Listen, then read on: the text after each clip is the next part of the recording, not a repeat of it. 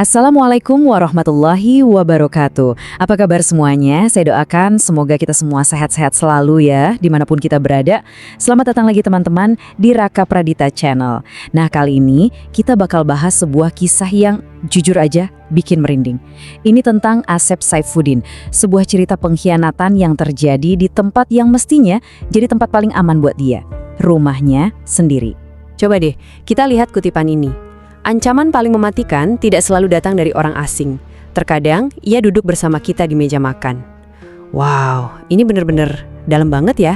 Dan ini jadi inti dari kasus yang bakal kita bongkar hari ini. Kita tuh seringkali was-was sama orang di luar sana. Tapi lupa, kalau bahaya yang paling fatal justru bisa datang dari orang yang tiap hari makan bareng kita. Oke, kita langsung masuk aja ya. Jadi, korbannya di sini adalah Asep Saifuddin. Usianya 43 tahun, seorang pengusaha aksesoris. Nah, pelakunya siapa? Ini nih bagian yang paling bikin kita semua geleng-geleng kepala. Bukan perampok, bukan musuh bisnis, tapi orang-orang terdekatnya. Istrinya sendiri, Juhariah, anak kandungnya, Sylvia, dan pacar si anak, Hagistiko. Gila kan, trio yang harusnya jadi benteng pertahanannya, malah jadi komplotan pembunuhnya. Rencana mereka ini teman-teman bukan tindakan spontan karena emosi. Ini benar-benar udah dipikirin matang-matang. Bayangin aja, mereka coba 2 kali meracuni Pak Asep pakai bahan-bahan kimia yang ada di rumah, kayak sabun cuci cair sama cairan pembersih. Harapannya apa? Biar kelihatannya kayak kecelakaan biasa. Tapi ya itu, nasib berkata lain. Dua-duanya gagal total. Nah, sekarang kita lihat gimana plotnya jadi makin parah. Gagal pakai racun, mereka bukannya berhenti, malah makin nekat. Di hari yang sama, waktu percobaan kedua gagal, pacar anaknya ini, si Hagistiko, maju jadi otak baru. Dia usul cara yang lebih brutal, lebih langsung, eksekusi fisik. Dan gilanya lagi, ide sadis ini langsung disetujuin sama istri dan anaknya. Mereka bahkan sampai bawa si Hagistiko ini masuk ke rumah buat nunggu waktu yang pas. Oke, jadi rencana racun gagal total. Dan dari sini ceritanya jadi makin kelam. Mereka pindah ke rencana yang jauh lebih keji. Sekarang kita ada di malam eksekusi. Coba bayangin deh, suasana rumah yang harusnya tenang, hening, sebentar lagi bakal jadi panggung pembunuhan yang super dingin. Dan inilah dia, momennya. Kamis 27 Juni 2024, jam 3:30 pagi. Waktu di mana Pak Asep, kepala keluarga, lagi tidur nyenyak-nyenyaknya. Gak berdaya sama sekali di kamarnya sendiri. Ini kan momen paling rentan ya bagi siapapun. Dan justru momen itulah yang dimanfaatkan habis-habisan sama orang-orang yang paling dia percaya. Dan disinilah puncak dari pengkhianatan itu terjadi. Ini bukan kerjaan satu orang, tapi serangan yang benar-benar terkoordinasi. Si Hagistiko mulai nyerang, mukul pakai helm, terus nyekik. Dan yang paling bikin hati miris, anaknya sendiri, Sylvia, tega megangin tangan sama kaki ayahnya biar gak bisa ngelawan. Dan sebagai penutup, istrinya, Juhariah, ikut mencekik suaminya sendiri sampai benar-benar nggak bernyawa lagi. Semua ini terjadi dalam sunyi yang mematikan. Setelah nyawa Pak Asep direnggut, apa yang terjadi selanjutnya? Penyesalan? Sama sekali bukan. Justru babak baru dimulai. Babak sandiwara besar yang mereka rancang buat nutupin kejahatan mereka rapat-rapat. Terus, apa sih motif dibalik semua kekejian ini? Jawabannya cuma satu kata. Uang, dan jumlahnya ada di layar ini, 56 juta rupiah. Bayangin teman-teman, cuma beberapa jam setelah mereka membunuh, jam 6 pagi, jasad Pak Asep masih ada di rumah itu. Mereka udah sibuk ngotak-ngatik HP korban buat ngajuin pinjaman online. Jelas banget kan, prioritas mereka itu cuma duit. Habis itu, mereka mulai deh jalanin sandiwaranya. Mereka bikin cerita palsu yang seolah-olah meyakinkan banget.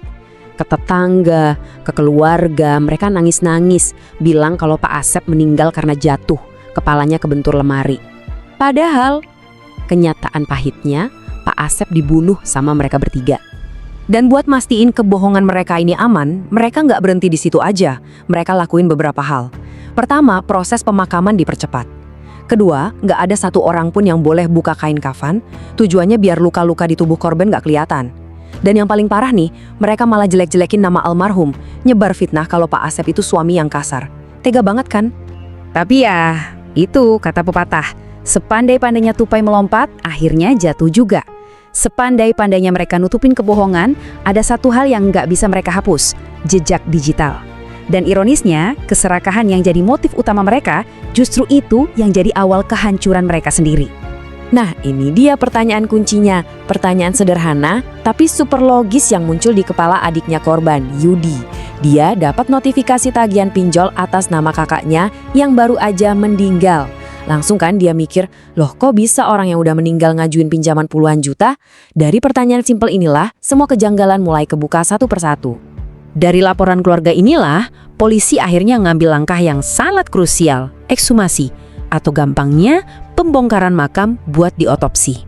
Dan bener aja, hasil otopsi ngasih bukti fisik yang nggak bisa dibantah lagi. Pak Asep itu bukan jatuh, ada tanda-tanda penganiayaan dan bekas cekikan. Di titik inilah, semua kebohongan mereka runtuh di hadapan sains forensik. Nah, dengan semua bukti yang udah terkumpul, ya udah. Selesai sudah sandiwara mereka. Ketiga pelaku akhirnya ditangkap dan sekarang mereka harus hadapin konsekuensi dari tragedi yang mereka ciptain sendiri. Semua cuma karena serakah. Dan inilah ganjarannya. Jalan pintas yang mereka pilih berakhir di sini. Ketiganya dijerat pasal 340 KUHP. Itu pasal pembunuhan berencana. Ancamannya nggak main-main teman-teman. Hukuman mati atau penjara seumur hidup. Uang 56 juta yang mereka dapetin itu harus mereka bayar dengan seluruh masa depan mereka. Jadi pada akhirnya inti dari semua kisah tragis ini ya ini. Sebuah pengingat yang menyakitkan banget buat kita semua bahwa tempat yang kita anggap paling aman di dunia, rumah kita sendiri, bisa berubah jadi tempat paling berbahaya ketika kepercayaan itu dikhianati oleh darah daging kita sendiri. Dan kita tutup pembahasan kita kali ini dengan sebuah renungan ya. Kasus ini benar-benar nunjukin betapa dahsyatnya daya rusak dari keserakahan. Sifat serakah itu bisa mengubah seorang ibu, seorang anak, jadi monster berdarah dingin yang tega menghabisi nyawa orang terdekatnya demi materi. Nah, menurut kalian, apa sih pelajaran terbesar yang bisa kita ambil dari kisah tragis ini? Coba deh bagikan pendapat kalian di kolom komentar di bawah. Saya pengen banget dengar pandangan kalian. Oke, terima kasih banyak udah nyimak sampai akhir. Jangan lupa klik subscribe ya biar nggak ketinggalan pembahasan-pembahasan kita selanjutnya. Sampai jumpa di lain kesempatan. Wassalamualaikum warahmatullahi wabarakatuh.